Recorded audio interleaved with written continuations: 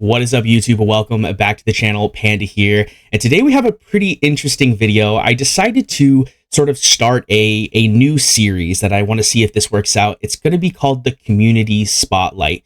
Basically, the goal here is to bring in players from the community, whether they're other content creators, people from the leaderboards, or just a random guy who plays the game, and bring them in if they have something interesting to sort of give a highlight to Watcher of Realms as a game. And I decided to start with a pretty cool person. He's part of my guild. He actually helped me a lot when I first started playing Watchers, and that is Squatch. Why don't you go ahead and introduce yourself, man? Hey, how's it going, everybody? Panda, this is Squatch. Just another guy that plays a game, like to help people, and yeah, here we are. Awesome, man. So I wanted to bring you on because I had a couple questions because I know you have a little bit of an interesting perspective on the game because you actually manage two accounts, correct? That is correct. Yep, I have a main account and I have a quote-unquote mini, I guess, depending on people's perspectives. Yeah, I'm very jealous of his mini account, by the way, guys. I actually started in a smaller guild in my cluster, and I was with Mini Squatch, and we were competing back and forth for like guild boss rewards, like being the number one person for a little while there. And now I'm actually with Big Squatch in one of the bigger guilds, so we're able to play together on two different accounts, which is pretty interesting. Yeah, man, it was a Uh, good time. Pushing each other back and forth on the mini. It's good for progress for sure. Yeah. So I'm going to go ahead and just kind of showcase his account in the background, guys. This is his account. So we're going to do some kind of random stuff on the account in the background while we just kind of talk, hang out, ask some questions. So I want to start with pretty basic stuff. And that's why did you decide to start playing Watcher of Realms in the first place? Yeah, so typically, I guess throughout my mobile gaming career, I've played a few different gachas. The most obvious ones, obviously Raid, but stopped playing that a couple years ago, and I've kind of tinkered with a few since then. And I saw this pop up, and the idea of a gacha mixed with a tower defense where you can use kind of technique and theory, not just plant some heroes on a field and let them do their thing, kind of intrigued me. And yeah, just been playing ever since, having a good time, and hopefully it continues to be good. I mean, that makes sense. That's pretty much how I decided to start playing this game. Lots of gotchas, like the defense tower aspect of the game, etc. The real question though that I have, and this is where the like interesting aspect of your ability to play this game actually comes from the fact that you have two accounts, and so I'm curious what's kind of sparked you to make a second account. Yeah, I think the main thing was with my big account, I was getting to a point where there wasn't a ton of daily content that I could keep progressing on. I think I was at gear aid 20s approximately on all three of them, and was kind of, I guess you would say, towards the end game stuff. And I was like, well, maybe I'll make a new account just to kind of play with for fun, use different heroes now that I kind of have a better understanding of the game and see where I can go with that. And then, well, end up pulling a lot of the same heroes on an even crazier, luckier mini account. So just been, yeah, tinkering with both ever since. All right, that makes sense. That makes sense. And speaking of the crazy luck that you've had, I'm on your main account here, the Big Squatch account, and I noticed you have a pretty cool champion in your guild boss. Which, of course, I already knew this before because we're in the same guild. I've seen this run, but this guy is using Soul Cadence or Soul Cadence, however you want to say it. And what do you think of him? And I would say he's probably one of my favorite champs in the game. Honestly, he looks awesome. His kit is really cool for a guild boss. He's not only is a lord, obviously, to help your team, but he does some pretty wild damage. And if you look at the one on my account there, he's really not in that great of gear, and he still does 130 million on Nightmare 4. So that was a really Yeah. fantastic pull for my account. Yeah. I mean, I'm seeing here basically Silas is the only one out DPSing him. You know, you have the Queen of Guild Boss herself, Zillatu, underneath Soul Cadence, which is kind of crazy to me, seeing as how she's my highest DPS and my Guild Boss. So pretty crazy to see her underneath Soul Cadence there. But definitely interesting. So you said the Soul Cadence is probably one of your favorite champions in the game. What about like your most wanted champion? Of course, this is someone you don't already have, maybe someone who just came out, etc. But what would you say is your most wanted champion? Yeah, I'd say from the normal hero pool, it'd probably be Arrogance or Cerberus, just because I don't have them, and either one of those would help me finish out faction trials. And obviously, I'm not a free to play player, so I have most of the other normal pool heroes. But then of the new ones upcoming, Valderon, Chaotic, he looks really, really cool. So I'm hoping to grab him when he comes out. Yeah, he does look very interesting. I definitely like his design. His kit looks pretty cool as well. Um, but I would say also like getting Cerberus is going to be huge for you, I would think, in the Immortal Codex, right? Because you don't currently have him, and he's pretty good for that first boss stage. Yeah, Codex, he'd be huge. I've used Aatrox right now, but Cerberus is another level. Arena, and then of course Faction Trials. I need him to be able to finish Faction Trials. So yeah, probably Yeah. progress wise, he's probably the most important. So yeah, I'm hoping I pull him soon. Yeah, makes sense. Makes sense. So, and then I guess another thing that's a little bit important here is so that everyone kind of knows, like you are very much in the end game on this big account. I mean, we just hit 60k blood on your Nightmare 4. We're about to approach 50k on your Nightmare 3 here. So how long has it taken you to get to this point? Like, when did you start playing the game? How long has it been? I believe that account is 155-ish days old at this point. So not as long as some of the people that started right away, but a decent time now. Okay, okay, not bad. I'm just coming up on approaching 100 days. So I'm a little bit behind you, a little bit behind you, but overall, you're definitely way ahead of me in terms of progression. And I think that's because, and just so you guys know, we talked about this ahead of time. He's perfectly comfortable answering this question, but again, I'll ask it again on the video so everyone can hear it. If you're comfortable, how much have you spent on your accounts? If both, if you're willing to give that information. Yeah, I think the big account's probably somewhere around the 3,000 range, give or take. Like I say, obviously I'm not a free to play player, and somebody's got to spend to support the game to keep them going. So it doesn't. I'm not ashamed to talk about it. Yeah. And then the mini account, I'd say I do the privilege card and maybe a pack here or there. So I would say I don't know, three, four, $500 max. I would say on that one ish. I don't Okay. track it dollar for dollar either. So Fair enough, fair enough. I just ran your AMR, man, and I don't even want to know how fast that was. It was dead as soon as it showed up. That's crazy. We're gonna do it one more time, just in case you guys blinked. Um, but yeah, I mean that doesn't actually. I mean, I personally know some people that spend way more than that. So it's kind of crazy that whether that's a sentiment to Moonton and how relatively cheap they are in comparison to other games, or if you've just had really insane luck overall. But I know people who have spent tens of thousands on on a game like this and are nowhere near the end game. So definitely not too shabby in terms of that overall. So interesting, interesting. So I guess one of the other things is just to kind of, because this is a game, right? I mean, obviously, there's some competition in Arena. There's some competition in Immortal Codex, right? There's a little bit of competition sort of scattered throughout the game, because if there wasn't competition, why would you want to spend on their game, right? But ultimately, it's a game in the long run, right? So what would you say is the game mode that brings you like the most fun, or your overall favorite game mode? um, I've really been kind of enjoying the guild versus guild lately, especially after their adjustments on it. I think it's gotten better. Now, obviously, they tweaked it against the defense setup slightly different again, so that's been kind of a fun thing to mess with. But Yeah. really, I enjoy really about anything. The only thing that it sounds funny, but I don't like Void Rift for some reason. It's something I'll do to get it out of the way, and it's like okay, put that away till next week, so I don't have to think about it again. Yeah. Yeah, I mean, I get that. Void Rift, it takes a lot of time. I really like the sort of quality of life they brought to the game when it comes to allowing you to auto on, the first three difficulties, which is really, really cool. But then you have the people like you who are in the late game, end game. You can do Nightmare. It's just a matter of, do you want to do Nightmare? Like, do you have the time to do Nightmare? Because it can take several hours sometimes to get those done. I mean, I know when I do my hard, even with the auto, I mean, it still takes me a good 30-ish minutes just because of, the battles taking so long. And that's with Priv card. So imagine what it is without that, right? Um, Definitely.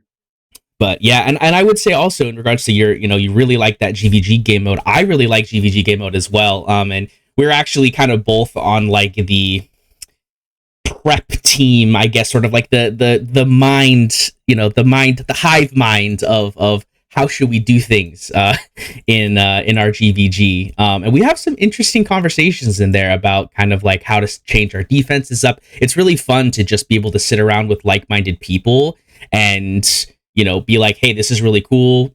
How can we make it better though? So it's definitely a lot of fun, I think, to be able to do that kind of stuff for sure. Hopefully we get some more changes, and it's still interesting as time goes on, of course, as well. And maybe we get even another new sort of GVG style game mode as well. Could be kind of cool. Yeah, But they keep tweaking things, making them better, and yeah, keep having yeah, fun with it. yeah. Well, especially because like I don't know if you remember this, but in the chat I was like, man, like our entire defensive setup is completely changed with the removal of one tile. Like literally that one bottom left corner tile changed almost everyone's defenses, which I thought was insane. And after playing around with it and messing with it for a little bit, I think it changed it for the better because I've actually found a lot more success with the lineups that I'm using now on defense. But it was still crazy that first day when we saw the change and just being like, whoa, this is completely different than what we were doing before, which is really fun and interesting in my opinion. Yeah, it's fun to keep theory crafting and tweaking on it. Like I said, that's probably one of my favorite parts of the game. Is that as of right now? Yeah, definitely. And I guess since we're sort of talking about like the changes that they've made and like the future of the game, I kind of want to do a little bit of back and forth here of just, maybe you can give me one or two things that you want to see Moonton bring to the game in the future, and maybe I'll give a couple as well. Sound like a good idea? Yeah, man, let's do it. All right. Well, why don't you go ahead and start us off? Just what's one of the things that you'd really like to see them kind of bring to the game? So one thing I don't know if it's so much bring to the game, but keep tweaking, improving to make better would be the arena. Right now, I mean, it's competitive to a point, but at the end of the day, if you're going to be at the top level, it comes down to do you have the meta heroes, and then who has the strongest one kind of ends up winning. So I'd like to, and I don't know how they will do it, but it'd be cool if they can figure out a way to balance it out where you have more options to be able to be at the quote unquote end game or overlord type of level, and not have to use okay these five heroes or you lose. Yeah. Yeah, no, I definitely think that's a good idea. I like the we have like the sort of different seasons in Arena. I'd like to see maybe like some more other seasons get added too, which could be interesting as well. Like, tank season or something where you just have to whoever survives the longest, would be kind of cool as well. There's a lot of things that could be added or changed, but that's definitely a good idea. I like that. I would say I think one of the things that I'm interested in, I don't know if I think I maybe have talked to you about this in our Discord, but what I think I'd really like to see Moonton do is bring in more than just legendary champions, right? I would really like to see some epics and some rares come to the game. Specifically ones that like have some of the things that only legendaries have. Like, for example, give us a epic or a rare that has anti-heal, right? Because then Gear Raid 2 becomes a little more accessible for some people who maybe haven't pulled a Lasir or a Zealous with their artifact or a Boreas now, right? I think that'd be something really interesting that could be brought to the game. What do you think about that?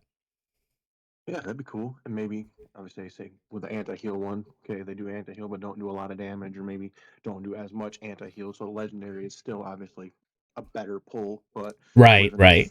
theory and tinkering, you can still do the content without pulling XYZ champion and have to have them type of thing. Yeah, yeah, definitely. Definitely, I think would be an interesting thing. And I think one of the things that at least I hear a lot about in things like streams and just kind of chatting with the community is that, these games these game modes are very champion specific, right? Like for example, without Dolores, you're so far behind already, right? Because of the amount of stats that Dolores gives you. Or without a Silas or a Cetrum, it's almost impossible to be able to burn the boss down in Gear Raid 3. Or without a Piercer Lord, for example. And so bringing in some of those champions, like maybe we see some more 3-star lords come to the game. Like we have Dagna, and what is it, Nero, I think. Maybe we could get a Piercer 3-star Lord, right? So you still get like that extra, bonus range, but you don't get all the extra stats or something. Maybe it could be pretty interesting. Um, Yeah, that would be a huge one for the piercers. Just the range itself would be a massive exactly, help for people. exactly. But I definitely think that could be something that could be very, very game changing for sure when it comes to stuff. Um, but yeah, so I kind of want to do just one quick thing before we go here. We kind of talked a little bit about the game. I kind of want to go over your account and just kind of ask some real quick questions about stuff because I've been on your account before. I've done some summons for you. I've just kind of messed around with stuff. And I gotta say, you have some very interesting um characters on here that are ridiculous. Like, for example, your A5 Cetrum and your A5 Silas. But you also have like A4 Comet and A4 Nyx. And so, one of the questions I have for you is if you could pick one hero that you already have on your account and get them to whatever their next awaken is, what would it be? Ooh, if we're saying just next awaken, that'd be a Yeah, little just the tough. next So one. So, if I can go two, it would be Zilla 2 or Hex, just because they're A3s. Both of them would help me yeah, well, significantly with Guild Boss, which again is kind of a moot point because I'm already over the 50k. But I enjoy pushing Guild Boss. But if it was very true, just very one true. awakening, oh man, I don't even. I'm not sure to be honest with you. Those are just the two that I know off the top of my head that I've been dreaming about. Yeah, yeah. I mean, here's the thing, right? You could go get your A3 Hex this weekend. We have that banner coming out. You could just go whale out and get yourself an A3 Hex, right? Yeah, I've been kicking it back and forth. The problem is, it's going to be hard to pull two of the top tier one, let alone one of them. Yeah, I'm kind of surprised that your answer wasn't Boreas. Because I don't know if you've read his A1, but his A run increases the trigger chance of his talent by 40%, which I think That's a is good one. is pretty good, right? Because it just gives you 50% chance to freeze, which means you can trigger that huge DPS bomb of a damage, right? It's pretty decent. Or of course one of the lords, right? Yeah, and it sounds funny too because everyone knows Boreas, everyone knows what he's capable of, but I had already cleared all of the Gear Raid 21s and kind of done all the content before I pulled him.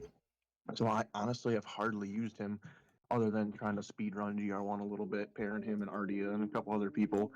And then I have him on one of my GVG defenses that I've tinkered with, but I really haven't used him much just because I haven't needed him for anything per se. Yeah, that's fair. That's fair. And then the other thing that I wanted to mention before we end this video, because I have to mention it in here, is I noticed you have Gwendolyn, but I noticed that you're missing Falcha. Do you regret that decision? No, not so much, I guess. That was, I don't know, it was one of those ones where I was like, should I do it? Should I not do it? And then I ended up actually just getting busy that weekend and just kind of did my dailies and was done with it. So, I mean, do I wish I had her for a collection standpoint just to have her? Yeah, probably, but I don't know that my account has suffered not having her. See, I remember when I talked about Falcha in my video, I said if you have Elder, pull for Falcha. And Yep. you happen to be in that situation where you have Elder, but you don't have Falcha. And it's like, Falcha would be so good, especially in this third Immortal Codex we have right now. Yep. Um, Yep. and then, of course, because I have to plug the motion that's going on, I don't know if you have heard about this or not. I know you watch my video, so you probably have, but we have to talk about the hashtag bring back Reeve that we're trying to push right now because I notice you don't have Reeve on your account either. And I know for sure you want this guy, even if it's just to have him for his passive. Um, but do you want to see them bring back Reeve sometime soon? Yeah, so I think that was just right before I started playing, had the Reeve event, or maybe right Yeah. as I was starting and didn't really know what I was doing yet per se. But yeah, I would love to have him. I see him used in a couple different places, Guild versus Guild. That it'd be Yeah. fun to just tinker with him and see what I can make him do. Yeah, Reeve is really awesome. I love the guy. But anyways, I think this pretty much wraps everything up. So real quick, guys, don't forget to hit that thumbs up button if you liked the video. Leave a comment down below with what you guys think about this sort of series that I'm starting. This was my first sort of iteration of it. Changes can definitely come. And also, if you're interested in maybe being on one of these community spotlights, also leave a comment down below, or you can message me on Discord and we can try to work something out. But don't forget to subscribe so you can see all my content in the future. Squatch, thank you so much for hanging out. Is there anything you want to say before we go? No man, just thanks for having me on, and everybody keep on grinding out the game, keep pressing. I mean, everybody knows it can get a little grindy sometimes, but keep on pushing and you'll get there too. Yeah, man, just remember it's a game. But of course, sometimes for some people like me, competition is the game. So I want to win. And if I win, I feel happy. So, but that's just me personally. Anyways, guys, thanks so much for hanging out. I hope you enjoyed the video, and I'll see you in the next one. Peace.